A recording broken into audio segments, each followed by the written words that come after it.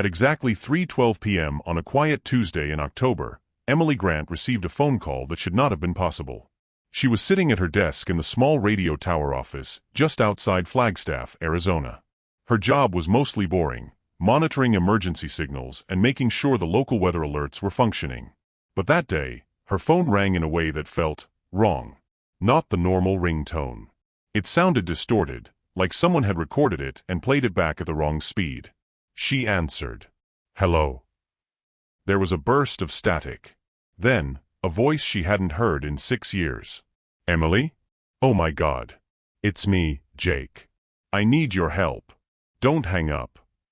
Jake was her brother. But Jake had died in a car crash back in 2017. Her heart raced. "This isn't funny. Who is this?" "I don't have time to explain," the voice said, panic rising. "I'm calling from 7:12 p.m. your time.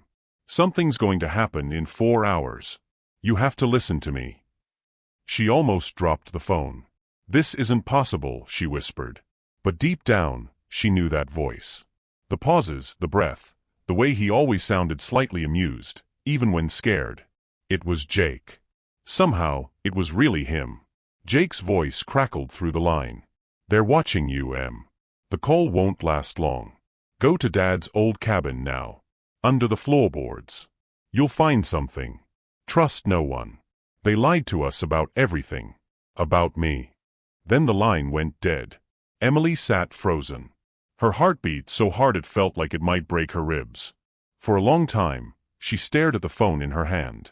Then she stood up and grabbed her keys. Her father's cabin was about 90 minutes away, deep in the Kaibab National Forest. She hadn't been there in years, not since before Jake's death. The place had always felt strange, even when they were kids. Their dad used to vanish there for days without saying what he was doing. She reached the cabin just as the sun began to fall behind the trees. It was cold and quiet, the kind of quiet that makes your skin crawl. Dust coated every surface inside. But the floorboards in the living room looked recently disturbed. She got down on her knees and pried them open. Inside was a small metal box. Old but not rusty. On the lid was a faded government logo she didn't recognize. Inside, there were pages of notes, drawings, and a strange black object shaped like a flattened egg. It pulsed faintly with blue light. At the bottom of the box, she found a photo of her dad standing next to a man who looked like a government agent. Behind them was what appeared to be a crashed aircraft, not like any plane she had ever seen. It was triangular, silver, and half buried in the snow. Written on the back of the photo were 4 words, "Project Echo, it's alive." Suddenly, she heard a car pull up outside. She quickly stuffed everything back into the box and closed the floorboards. Footsteps crunched on the gravel. Then, a knock at the door. "Miss Grant," a calm voice said. "This is Agent Lowell with the Department of Defense. We need to speak with you about a phone call you received earlier today." She didn't answer. "We know you're inside," the voice continued. "We have reason to believe you've come into possession of classified material. Please open the door." Emily backed away. Her heart pounded. She grabbed the box and ran out the back door into the forest. They chased her.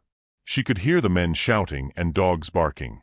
But she had grown up in those woods. She knew the trails and hiding spots. After 2 hours of running, she reached an old fire lookout tower. She climbed it and waited until the sounds disappeared. Only then did she open the box again and study the black object. It wasn't made of any metal she recognized. It felt warm to the touch. As she held it, a buzzing filled her head, like voices trying to break through. Then it clicked. The object wasn't just a device. It was a transmitter. And she realized something even more impossible. The voice on the phone earlier wasn't calling from 7:12 p.m. the same day. Jake had been trying to call from 6 years ago, the day of his accident. Emily sat there shaking, the truth unraveling in her mind. Her brother had never died. The car crash was a cover-up. He had discovered something at their dad's cabin, something related to Project Echo. And the government had silenced him. But now he had found a way to reach out to her. A time-slip transmission. 4 hours into the past. Maybe even more. She looked through the papers in the box again. One note, written in their father's handwriting, said, Time folds where the crash occurred. Communicate carefully. They are listening. The object responds to bloodline frequencies. Bloodline frequencies? That explained why the device worked only when she touched it. Suddenly, the transmitter glowed bright blue. A voice came through, not on the phone, but directly in her head. Emily. It's me again. I don't have much time. I was never supposed to find it. The ship isn't human. The government has been experimenting with its technology for decades. They thought they could control it. They can't. Emily whispered, "Where are you?" "I'm in a facility called Site 9, beneath the Nevada desert. It's off-grid. No one knows it exists except black-level agents. They keep people like me here. People who've seen too much." The voice cracked with pain. "You have to expose them. Use the device. It can open time windows. If you find the right frequency, you can show people the truth.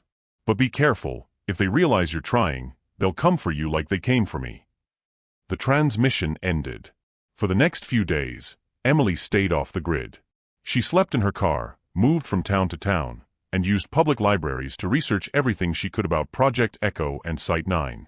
Nothing turned up, at least not in public records. But in a classified document leaked on an obscure conspiracy forum, she found one match, a report from 1982 mentioning an Echo protocol tied to a UFO crash in northern Arizona. The report said the crash site showed unusual gravitational shifts, and that a transmission device had been recovered, capable of bending local time around itself. She had it. She was holding it. Then one night, the black car appeared again. Parked across from her motel. No plates. They had found her. She knew she couldn't run forever. So she made a choice. She activated the device one last time. This time, instead of just sending a message, she tried to record what she had seen, the documents, the ship, the voices. The device vibrated, then pulsed with a white flash. And then, it was 3:12 p.m. again. Back in the radio tower. The same day the call first came in. Except now, she wasn't holding a phone. She was holding the black device. The time window had opened, and she had slipped back, 4 hours before everything started. This was her chance. She uploaded everything to secure servers, sent the files to journalists, whistleblowers, and every major news outlet. She included her story, the evidence, and a final message. If you receive this, it means the time slip worked. The truth is real. Project Echo exists. My brother is still alive. And now they'll come for me, too. The last anyone saw of Emily was a security camera photo of her leaving the radio tower at 3:14 p.m. Her car was later found abandoned near the woods. She was never seen again. But that night, thousands of people across the country received strange emails with the subject line, "This message is from 4 hours in the future." The files attached? Classified photos, audio recordings, and one chilling voice message from a man named Jake Grant. "We've been lied to. They're not just hiding aliens. They're using them."